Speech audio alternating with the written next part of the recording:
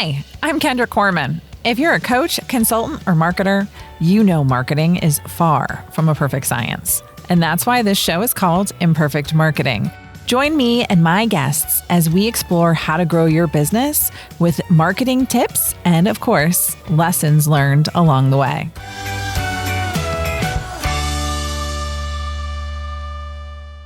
Hello and welcome back to Imperfect Marketing. I'm your host, Kendra Corman, and today we're going to do something a little bit different because I want to talk about a successful email that I had. Now, again, people talk to me all the time about email marketing. I am email marketing crazy because I still believe it is one of the top most effective and efficient ways to market yourself and your business and stay top of mind with your prospects and customers and clients so that they remember to refer you or remember that they want to work with you when the time comes. So let's go ahead and start off. I don't usually read a lot on this, but you'll be able to hear my personality a little bit. I'm going to read you the email that I wrote that got all this engagement and then talk to you a little bit about why it got so much engagement and what kind of engagement it got. And spoiler alert, it did get closed business. So the subject line was gas station date night with a question mark. So of course it had their first name, which is like standard personalization at this point. But it said, so it's 3 a.m. I'm somewhere in the South running on fumes, both my car and my body. And I find myself in what can only be described as a gas station theme park that is inexplicably packed with people. Welcome to my first Buc-ee's experience. Let me back up a little bit. Life threw me a curveball when my mom took a fall earlier this month, resulting in a brain bleed and a fractured vertebrae. Cue the emergency road trip to Florida. 25 hours of tag team driving with my husband, taking 2-hour sleep shifts. So I would drive for 2 hours, he would drive for 2 hours, and we would sleep in between. Now, mom was in rehab at the time, so it said mom's in rehab now, working her way back to full strength.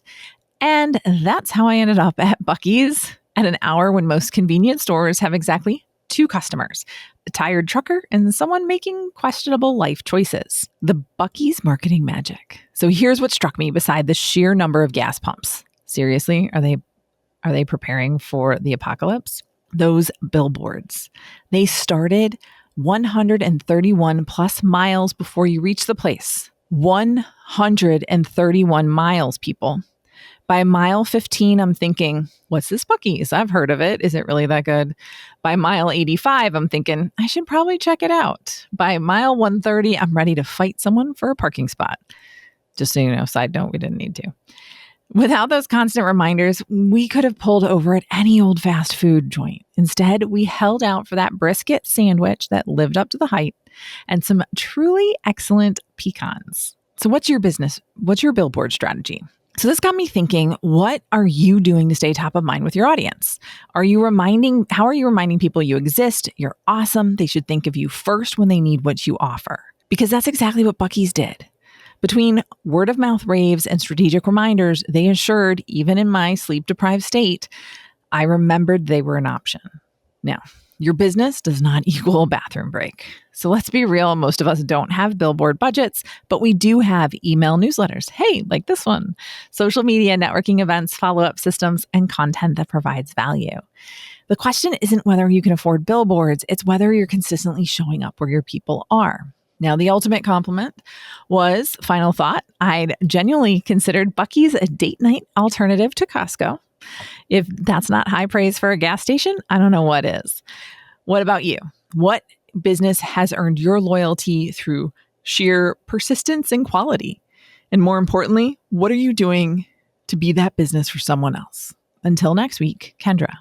P.S. If anyone from Buc-ee's is reading this, Michigan would love to see you. Just saying. So let's talk about metrics. I had more than 2% of my list reply. They took a step to actually reply to me. I set up 4 calls with prospects from this. I have 1 piece of closed business, and at the time of recording, the other 3 calls are still being scheduled. 4 potential pieces of business from 1 email about my experience with Buc-ee's. Was it really Buc-ee's that did it? Was it the email? Was it the storytelling? I'm going to say yes, yes, and yes. So it was a relatable story that was authentically me. that was shared with a little side of vulnerability, right? Because I did share about my mom and her fall and why I was headed down to Florida. But really, the power was in keeping me top of mind. People had thought about working with me and they're like, you know what? I want to get this reaction that I'm having from my prospects and clients. And that's what sold them on wanting to reach out. One email that was not a sales email could result in potentially 4 pieces of closed business.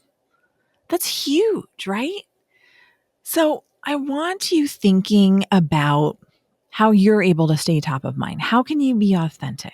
How can you find those stories? Because everyone's like, oh, storytelling, it's so easy, right? It's not easy. I agree. You're not going to have a Buc-ee story at 3 a.m. every single week, right? I mean, let's be realistic. I think we'd be exhausted if we had those types of stories every week. But sharing those experiences, sharing those angles, being perceptive and observant in your business and in your life as to how different things relate really can help you move forward. And if you can't think about what those things are, then ask somebody to help you.